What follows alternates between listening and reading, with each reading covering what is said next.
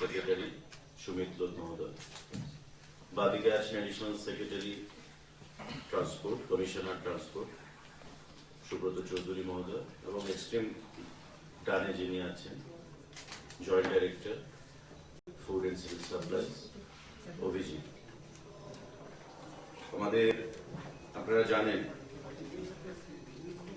বছরে দুবার খাদ্য দপ্তরের তরফ থেকে এবং কৃষি দপ্তরের সহায়তায় কৃষকদের অর্থনৈতিক বুনিয়াদকে শক্তিশালী করার জন্য প্যাডি প্রকিউরমেন্ট করে থাকে এবং সরকার প্রতিষ্ঠিত হওয়ার পর থেকে আমাদের নির্বাচনী প্রতিশ্রুতি অনুযায়ী রবি এবং খারিফ সিজনে বছরে দুবার আমরা প্যাডি প্রকিউরমেন্ট করে আসছি। এবারও আমরা খাদ্য দপ্তরের তরফ থেকে কৃষি দপ্তরের সক্রিয় সহযোগিতা সারা রাজ্যে আমাদের 51টা সেন্টারে এই প্যাডি প্রকিউরমেন্ট কর্মসূচি আমরা সম্পন্ন করেছি, যা সমাপ্ত হয়েছে। দীর্ঘ প্রায় 1 মাস ব্যাপী এই কর্মসূচি চলেছে। গত পরশুদিন তার সমাপ্তি হয়েছে সারা রাজ্যে। 19টা সাব ডিভিশনে এবারকার যে প্যাডি প্রকিউরমেন্ট কর্মসূচি সেটা আমরা করেছি এবং 51টা সেন্টারে 19টা সাব ডিভিশনে 51টা সেন্টারে এই কর্মসূচি আমরা করেছি। টোটাল 17,497.109 MT প্যাডি এবার প্রকিউর আমরা করতে পেরেছি at the rate 23 rupees per KG. 23 টাকা দরে 17,497.109 MT প্যাডি আমরা ক্রয় করতে পেরেছি, যেটা অত্যন্ত সন্তোষজনক। কারণ গত অগাস্ট মাসে যখন ধানের চারা মাত্র বপন করা হয়েছিল, যে সিভিয়ার ফ্লাড ত্রিপুরা রাজ্যে হয়েছে, তাতে অধিকাংশ প্যাডি ফিল্ড কাল্টিভেট সরকার আসার পর যে ধান আমরা ক্রয় করেছি আমাদের প্রতিশ্রুতি অনুযায়ী রবি এবং খারিফ সিজনে, সেটা হচ্ছে 2,25,356.805 MT টোটাল। আমি সিন্স ডে 1 আমাদের যে প্রকিউরমেন্ট শুরু হয়েছে আমাদের সরকার আসার পর 2,25,356.805 MT ধান আমরা ক্রয় করতে পেরেছি।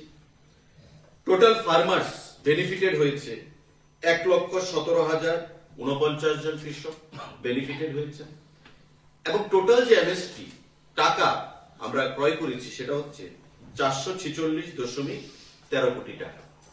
446.13 কোটি টাকা আমরা এবারকার সিজন সহ সেটা ক্রয় করতে পেরেছি।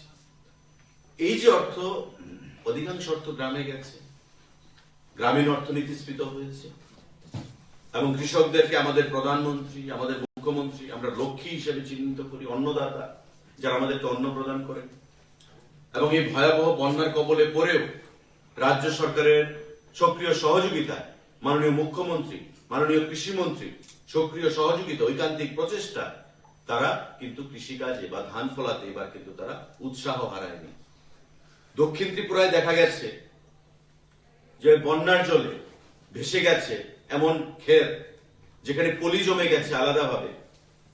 বন্যার পরে যখন দপ্তর থেকে ধান দেওয়া হলো সেখানে অধিক ফলন সংগঠিত হয়েছে। আবার কিছু কিছু জায়গায় অমরপুর, উদয়পুর, সোনামুড়া, পশ্চিম জেলায় যেখানে বন্যার জলে ক্ষতিগ্রস্ত হয়েছে সেখানে বিগত খারিফ সিজনে যে ফলাফল এসছে বা ফলন এসছে তার থেকে এবার অনেক কম ফলন এসছে। তাই আমাদের যে টার্গেটটা ছিল 21,000 MT, তার থেকে কিছুটা ফলন আমরা কম হয়েছে, কিন্তু অত্যন্ত আশাব্যঞ্জক যে 17,000 উপর আমাদের 497.109 MT ধান আমরা ক্রয় করতে পেরেছি।